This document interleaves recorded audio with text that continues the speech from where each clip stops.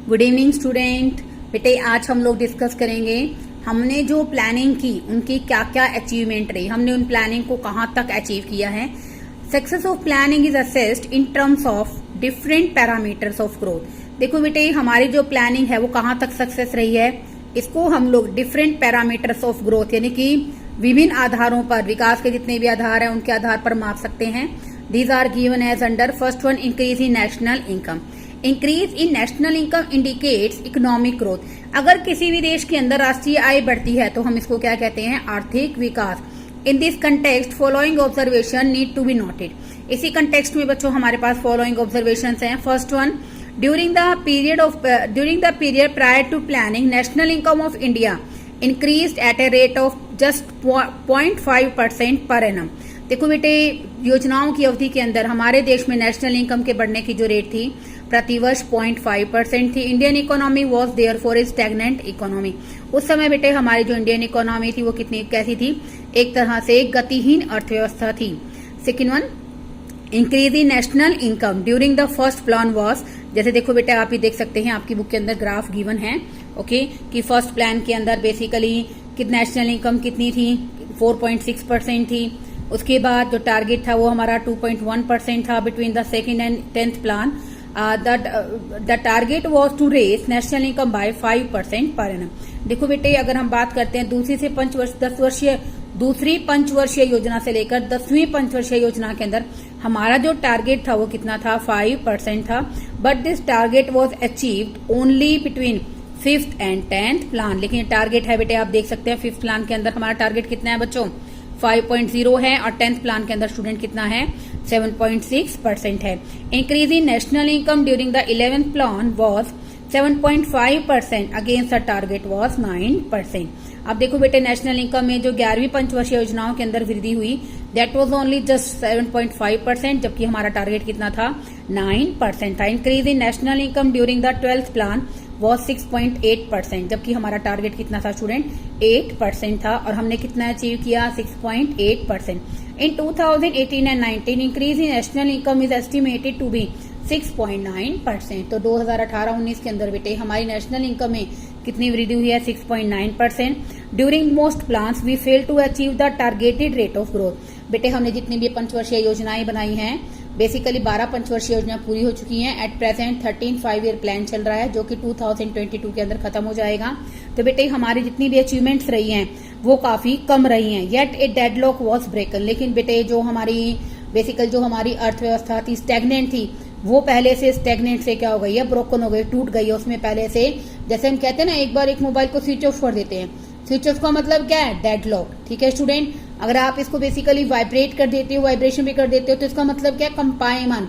तो जो हमारी इकोनॉमी क्या थी, डेडलॉक थी, स्विच ऑफ थी, अब वो धीरे धीरे क्या हो गई है, कंपायमान हो गई है, यानी कि उसमें पहले से वाइब्रेशन आनी शुरू हो गई है। A deadlock of economic stagnation that had gripped the Indian economy prior to the independence. तो इसका कारण क्या है बेटे, कि जो डेडलॉक था आर्थिक विकास का, आर्थिक पिछड़ेपन का, हम कह सकते हैं गतिहीनता का, इसको इकोनॉमी को उससे बाहर निकाल लिया गया है। हालांकि हमने टारगेट को अचीव नहीं किया है। देखो बेटे इसमें बहुत सारे फिगर्स आपको गिवन है, आपने देखा फर्स्ट प्लान से लेकर बेसिकली हमें 11th 12th प्लान तक की योजनाएं हमें दे रखी हैं बच्चों। तो बेटे वैसे तो देखो all figures are equally important because MCQs are given in your papers, okay. Then अगर आप सभी भी याद नहीं कर सकते तो कम से कम आप लोग फर्स्ट प्लान के अंदर क्या टारगेट था, कितना अचीव किया है, 12th प्लान के अंदर कितना टारगेट था, 2018 और 19 के अंदर कितना टारगेट हमें गिवन है, ये तो आपको बेटे जरूर याद होना चाहिए। Come to the second point, increase in per capita income. Over time per capita income has recorded a significant rise. समय के अनुसार जो हमारी प्रति व्यक्ति आय है वो भी बहुत ज्यादा बढ़ गई है। During the period of planning rate of increase in per capita income had only been notional. इसका मतलब क्या है बच्चों, कि योजनाओं की अवधि में अगर हम बात करते हैं हमारी प्रति व्यक्ति आय कैसे निकालते हैं, per capita income. What is the another name of per capita income, write the answer in a comment section, okay. अब देखो बेटे कैसे निकालेंगे per capita income, that is equal to total income, यानी कि हमारी नेशनल इनकम जितनी है divided by total population, this known as a per capita income, okay. तो during the period of planning हमारी जो increase in per capita income थी that had been notional, notional मैंने नाम मात्र की थी, during the period of planning initially the pace of growth was slow. अगर हम बात करें बेटे योजनाओं की अवधि के दौरान हमारी जो ग्रोथ रेट थी वो काफी कम थी। फर्स्ट प्लान के अंदर पर कैपिटा इनकम की रेट थी बेसिकली 2.7% थी। 11th प्लान के अंदर बेटे बढ़कर कितनी होगी 6% पर एनम हो गई। और 12th प्लान के अंदर इसकी ग्रोथ रेट कितनी थी 5.5% पर एनम थी इन 2017 एंड 18। बट इन 2018 एंड 19 पर कैपिटा इनकम 5.7% और बेसिकली बाद में कितनी हो गई 5.6% बढ़ गई। अब देखो बेटे इसमें भी मैंने आपको कहा ना कि आप लोग लिख सकते हैं कि ड्यूरिंग द प्लान पर कैपिटा इनकम की जो रेट थी वो काफ़ी स्लो थी। इट वॉज कम्प्लीटली नोशनल नामात्र की थी। उसके बाद आप बता सकते हैं ड्यूरिंग द प्लानिंग हमारी जो इनिशियली रेट कितनी 2.7% थी फर्स्ट प्लान की। उसके बाद बेटे आप लोग 2018-19 की लर्न कर लीजिए और 11th प्लान के अंदर कितनी थी बच्चों 6% और 2018-19 के अंदर बेटे फिगर कितनी थी 5.6%। Okay, increase in per capita income is not significant achievement as it implies greater availability of goods and services per head of population of a country। पर कैपिटा इनकम का बढ़ना एक अचीवमेंट था क्योंकि इसके कारण पर कैपिटा अवेलेबिलिटी हर एक व्यक्ति को मिलने वाली वस्तुओं और सेवाएं काफी बढ़ गई थी। But the reader must bear in mind that this is an average rise. प्रत्येक व्यक्ति को नहीं मिल रही थी ये एवरेज इनकम के अकॉर्डिंग एवरेज लोगों को ही गुड्स एंड सर्विस प्रोवाइड हो रही थी।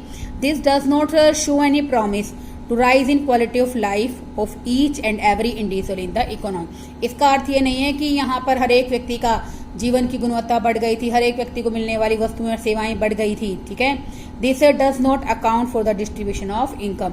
यह किसी भी तरह से आय के बंटवारे से संबंधित नहीं है। Third one, rise in saving and investment during the period of planning there has been considerable increase in the rate of saving and investment. पंचवर्षीय योजनाओं के दौरान हमारे यहाँ पर बेसिकली सेविंग और इन्वेस्टमेंट बहुत ज्यादा बढ़ गया था। अब देखो बेटे 1950-51 के अंदर सेविंग कितनी थी 9.5% है नेशनल इनकम की, जबकि बेटा 11th 5 ईयर प्लान के अंदर ये बढ़कर कितनी होगी 31.3% हो गई और 2017-18 में कितनी हो गई 30.5%। ऐसे ही बच्चों इन्वेस्टमेंट का दे रखा है।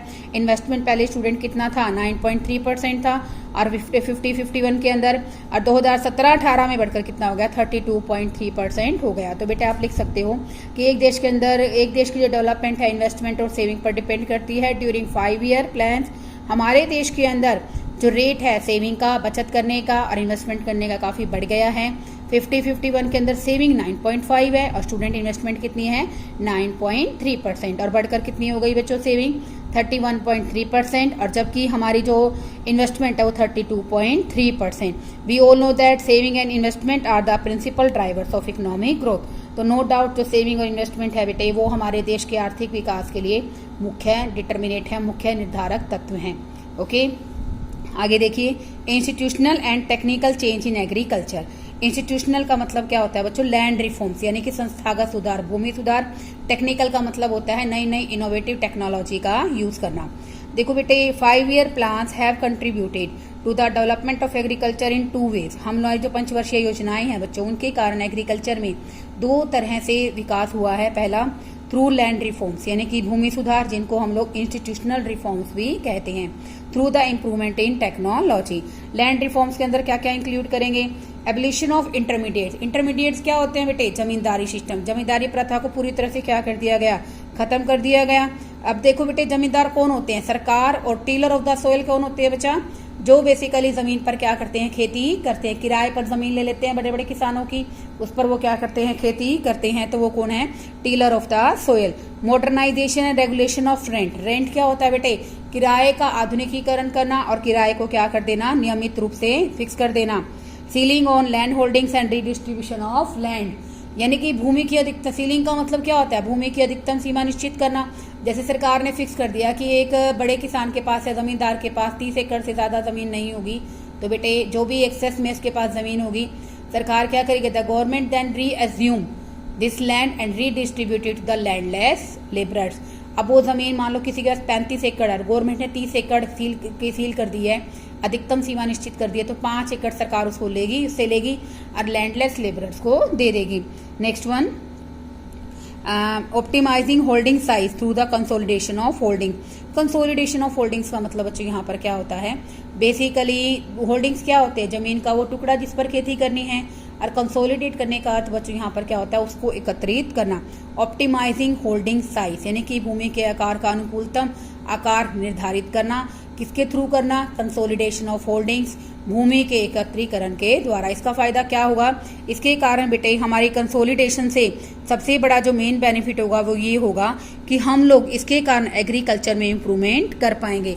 आगे देखिए बेटे, इसी पॉइंट के अंदर आपको दे रखा है, particularly because of these changes there has been significant improvement in the environment for farming. इसके कारण बेटे हम लोग एनवायरमेंट में काफी परिवर्तन कर सकते हैं। इम्प्रूवमेंट इन टेक्नोलॉजी, टेक्नोलॉजी का प्रयोग करके भी एग्रीकल्चर आउटपुट को भी बढ़ाया जा सकता है, और ताकि जो हमारा सेल्फ सफिशिएंसी है फूड ग्रेन के प्रोडक्शन में उसको हम लोग अचीव कर सके।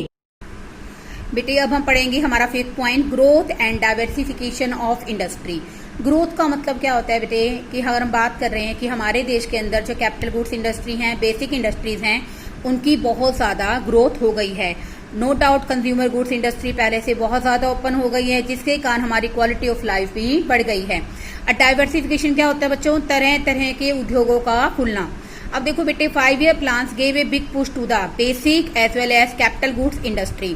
पंचवर्षीय योजनाओं के दौरान हमारे जो आधारिक उद्योग हैं, जो पूंजीगत उद्योग हैं, जिसमें आयरन एंड स्टील कंपनीज आ गई, केमिकल फर्टिलाइजर्स कंपनी आ गई, प्लांट एंड मशीनरी कंपनी आ गई, उनमें बहुत अधिक वृद्धि हुई है।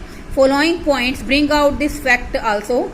During the period of planning, growth rate of industrial production has been around 7% per annum. अगर हम बात करते हैं योजनाओं की अवधि में, हमारे देश के अंदर जो औद्योगिक उत्पादन है वो 7% पर एनम तक बढ़ गया है।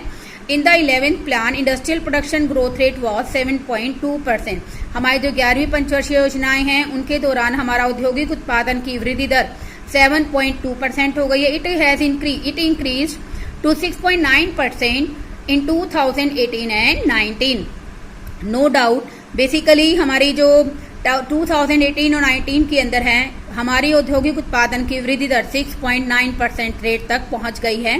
Consumer goods industry have substantially grown to achieve the level of self sufficiency. हमारे देश के अंदर जो उपभोक्ता वस्तुएं बनाती हैं इंडस्ट्रीज, उनमें भी बहुत अधिक वृद्धि हुई है, और उपभोक्ता वस्तुओं के क्षेत्र में हमने सेल्फ सफिशिएंसी को अचीव कर लिया, यानी कि उपभोक्ता वस्तुओं के उत्पादन में हमारा देश आत्मनिर्भर बन गया है। Indian economy is now marked as the 10th largest industrial economy in the world.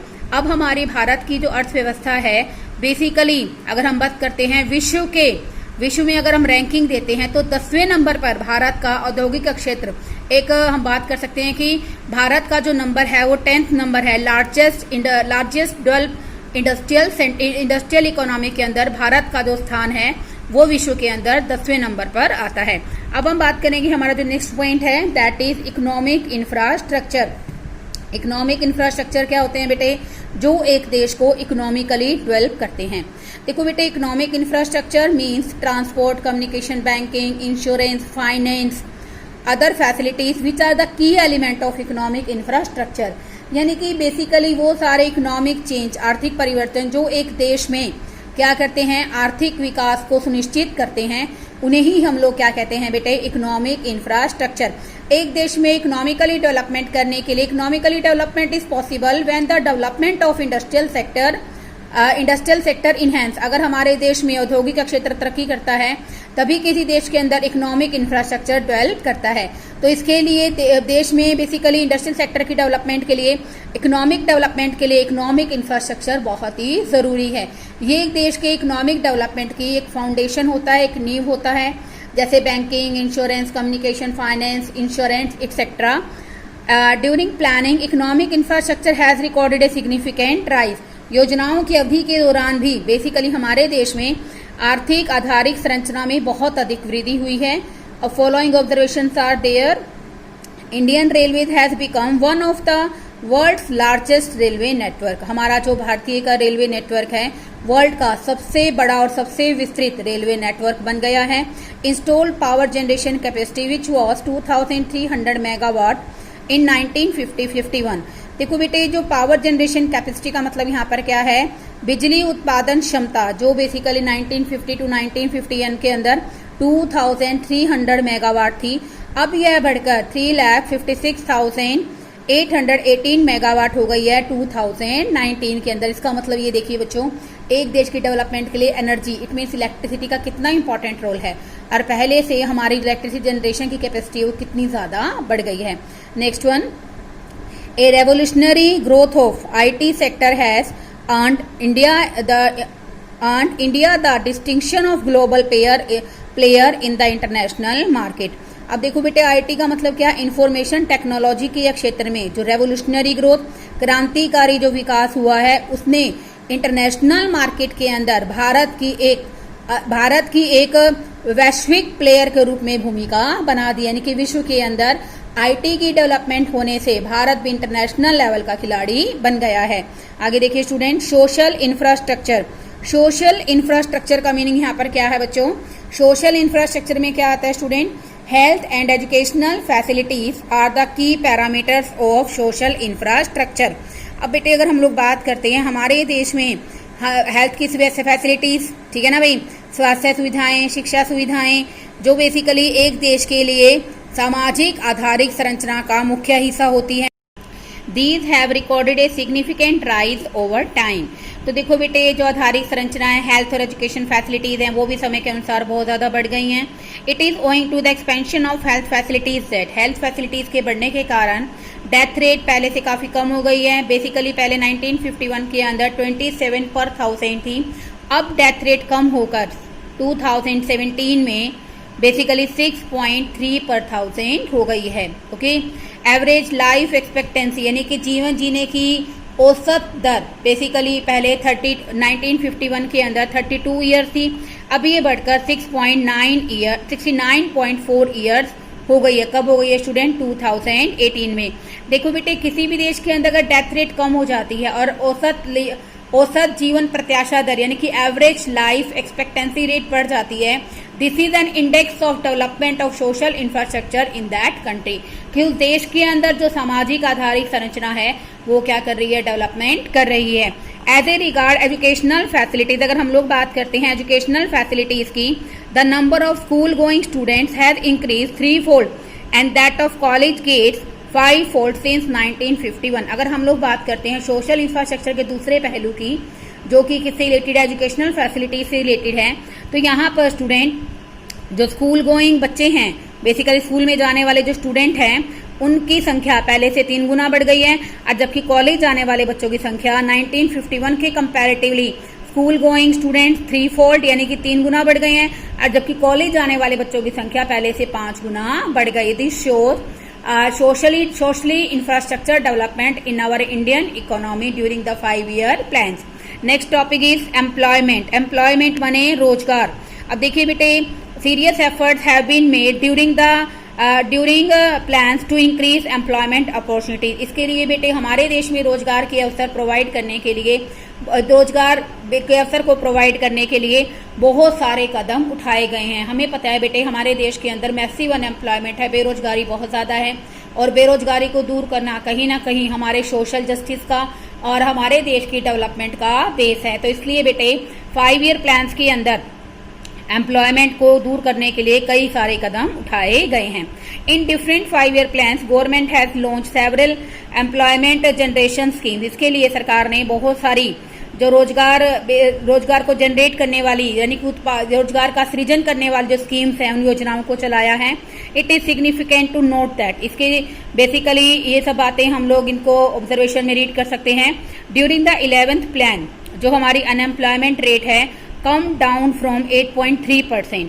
देखो बेटे 11वीं पंचवर्षीय योजनाओं के दौरान हमारे देश में अनएम्प्लॉयमेंट रेट यानी कि बेरोजगारी का लेवल 8.3% से कम हो गया। 2004-05 के अंदर 5.6%, इन 2011 एंड 12 यानी कि 2004-05 में 11th 5-year प्लान के अंदर बेरोजगारी का रेट 8.3% से कम हो गया। जबकि अगर हम बात करते हैं जो 2011 और 12 के अंदर ये 5.6% कम हो गया, and it increase to 6.9% in 2018 and 19। तो जो हमारे प्रोजेक्टेड फिगर्स हैं बेटे उसके अकॉर्डिंग 6.9% बेरोजगारी पहले से बढ़ गई। In the 12th plan government has fixed the target of creating 50 million employment opportunities. तो बेटे जो हमारी 12वीं पंचवर्षीय योजनाएं हैं जो बेसिकली खत्म हो चुकी हैं, उनके अंदर सरकार ने टारगेट सेट किया है कि कम से कम 50 मिलियन पीपल को रोजगार के अवसर प्रोवाइड किए जाएंगे ताकि देश में जो मैसिव अनएम्प्लॉयमेंट है उस प्रॉब्लम को सॉल्व किया जा सके। आगे हम पढ़ेंगे स्टूडेंट्स इंटरनेशनल ट्रेड के बारे में। अब देखो बेटे, during plans the volume and value of India foreign trade have increase substantially. इसका मतलब क्या है बच्चे कि इंटरनेशनल माने अंतर्राष्ट्रीय व्यापार। ड्यूरिंग प्लान्स योजनाओं के दौरान अगर हम लोग बात करते हैं तो हमारे देश के अंदर बेसिकली क्या हुआ है, जो वॉल्यूम है, वॉल्यूम का मतलब यहाँ पर स्टूडेंट क्या है, मात्रा से है, क्वांटिटी से है, और वैल्यू का मतलब स्टूडेंट यहाँ है प्राइस से, ठीक है ना, उसमें बहुत अधिक वृद्धि हुई है। Following effects prove this point. First one, in 1948-49 जो वैल्यू ऑफ फॉरेन ट्रेड विदेशी व्यापार से 792 यानी कि 792 करोड़ रुपए का विदेशी व्यापार होता था, जो कि अब 2018-19 में बढ़कर 59,02,036 करोड़ हो गया है। देखिए बेटे, विदेशी व्यापार में हमारे देश का महत्व कितना ज्यादा बढ़ गया है। Composition of export and import है सिग्निफिकेंटली चेंज। देखो बेटे, जो कंपोजिशन है फॉरेन ट्रेड की, जो कंपोजिशन है बेटे एक्सपोर्ट और इंपोर्ट, उसमें भी बहुत अधिक वृद्धि आई है। ब्रिटिश रूल के टाइम बेटे हम लोग क्या चीजें एक्सपोर्ट करते थे, रॉ मटेरियल। इंपोर्ट क्या करते थे, ब्रिटिशर्स कंपनीज के द्वारा बने हुए सारे के सारे फिनिश्ड गुड्स। लेकिन बेटे at present now we are talking about the 5-year plans achievement in India. Composition of trade, composition of export and import have significantly change. जो हमारा एक्सपोर्ट और इंपोर्ट है उसमें बहुत अधिक परिवर्तन आया है। Prior to planning we are largely exporting primary products. हम लोग क्या करते हैं, प्राइमरी प्रोडक्ट्स को बेसिकली एक्सपोर्ट कर रहे थे, and importing finish goods. Now the pattern is gradually reversing. इसका मतलब क्या है, अब ये जो पैटर्न है वो इसके बिल्कुल विपरीत हो गया है। The change of composition is significantly marked in the area of export. जो हमारा कंपोजिशन है एक्सपोर्ट के अंदर काफी बदल गया है। वी आर नाउ एक्सपोर्टिंग, आजकल हम लोग क्या एक्सपोर्ट कर रहे हैं, हमारे engineering goods. This is a sign of India emerging as an industrial nation. आजकल हम लोग क्या कर रहे हैं, इंजीनियरिंग गुड्स को एक्सपोर्ट कर रहे हैं। तो ये बेसिकली किस चीज का साइन है कि हमारा जो बेसिकली भारत है वो एक डेवलप्ड भारत के रूप में हमारे सामने उभर कर आ रहा है। Indian economy has recorded a significant growth. देखो बेटे, हमारी जो भारतीय अर्थव्यवस्था है उसमें बहुत अधिक वृद्धि हुई है। Along with the significant structural changes बहुत आए हैं, संरचनात्मक परिवर्तन हुए हैं। The change is happening across all the sectors in the economy. और ये जो परिवर्तन आए हैं ये सभी सेक्टर्स के अंदर आए, सभी सेक्टर्स ने इक्वली डेवलप किया है। इसके कारण बेटे लोगों का जो स्टैंडर्ड ऑफ लिविंग है वो काफी बढ़ गया है। However there are certain dark spots. Dark spots का मतलब कि कुछ कमियां रह गई हैं, pointing to the failure of planning in India.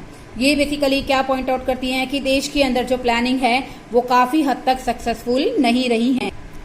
Now the another important topic is failures of planning in India.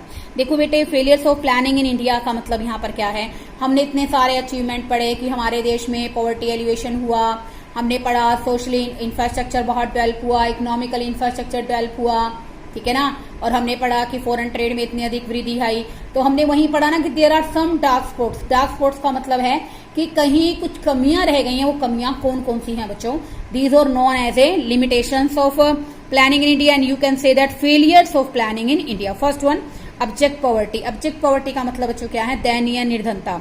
Elevation of poverty was the central theme of planning. देखो बेटे, निर्धनता को दूर करना हमारी 5 वर्षीय योजना का मुख्य उद्देश्य था। But this is where we stand. लेकिन आज हम कहाँ खड़े हैं, देखिए in India 21.9% of population still lives below the poverty line. 21.9% लोग बेसिकली हमारे देश में पॉपुलेशन का वो बिलो पॉवर्टी लाइन है। बिलो पॉवर्टी लाइन का मतलब निर्धनता रेखा से नीचे रहते हैं।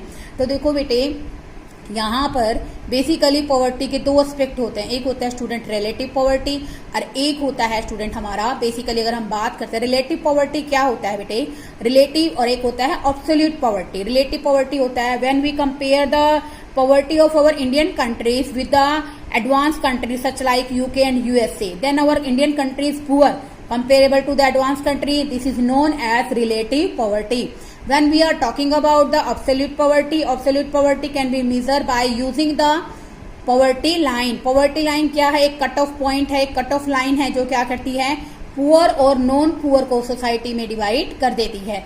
तो बेटे जब हम लोग बीपीएल की बात कर रहे हैं, बिलो पॉवर्टी लाइन की बात कर रहे हैं, now we are talking about the absolute poverty. Okay, अब देखिए बेटे, यहाँ पर दीज आर दोज पीपल जो बिलो पॉवर्टी लाइन रहते हैं, वो ऐसे लोग हैं बेटे, they are not getting essentials of life. उन्हें बेटा फूड, शेल्टर, क्लोथिंग जैसे जो असेंशियल हैं, जीवन जीने के लिए जरूरी हैं, वो भी अवेलेबल नहीं होते हैं। But amazingly nearly 50% of those who are absolutely poor, अब आ गया ना बच्चों ऑब्सोल्युटली पुअर, जो बेसिकली हम लोग किसी के रिलेटिव की बात नहीं कर रहे, जो वास्तव में पुअर हैं।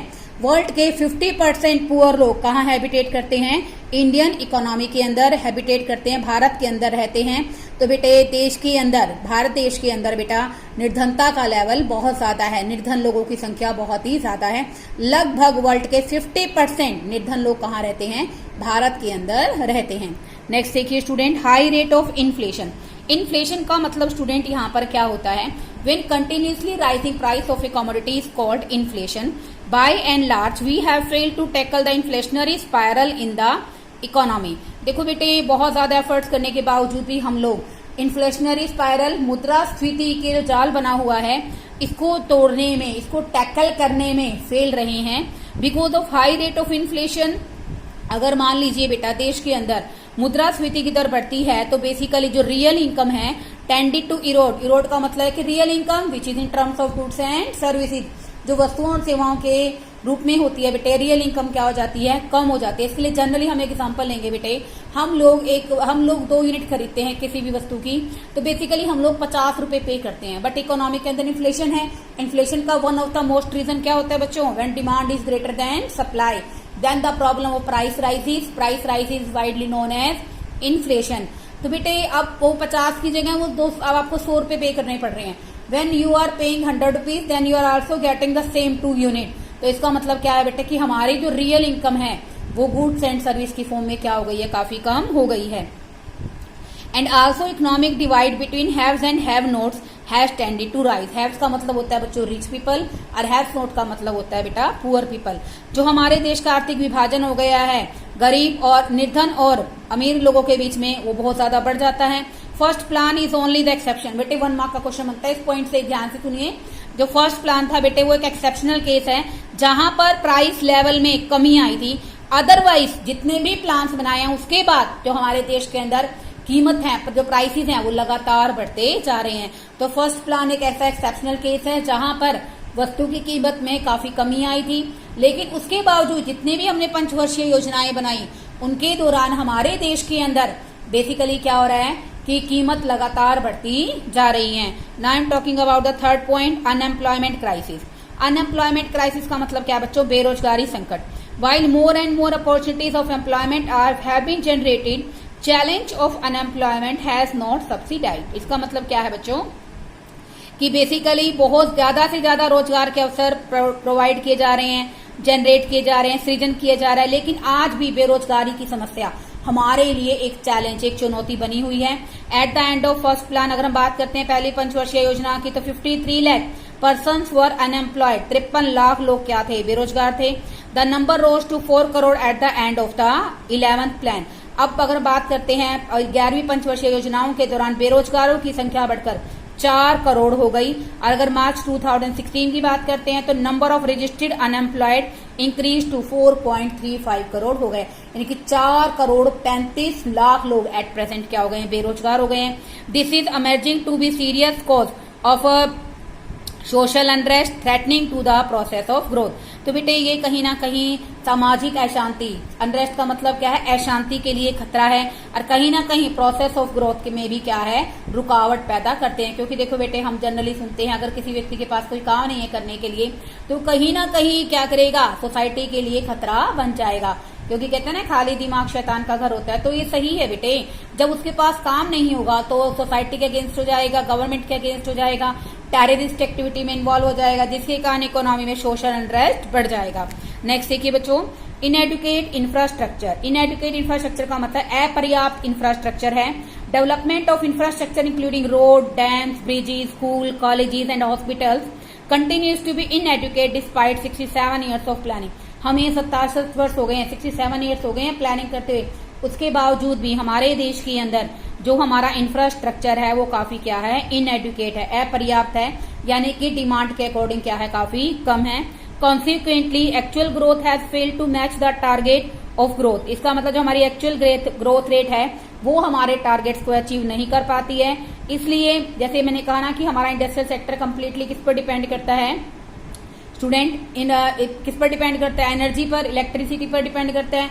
बट हमारे इंडिया के अंदर जो इलेक्ट्रिसिटी है बेसिकली वो एक सीरियस कंसंट्रेंट है, शॉर्टेज ऑफ पावर, देख ना, particularly shortage of power has been a serious constraint in overall process of growth and development। लेकिन हमारे देश के अंदर जो शॉर्टेज ऑफ पावर है यानी कि इलेक्ट्रिसिटी की जो कमी है वो हमारे लिए क्या है, एक बहुत बड़ा खतरा बनी हुई है हमारे देश की विकास और वृद्धि के लिए।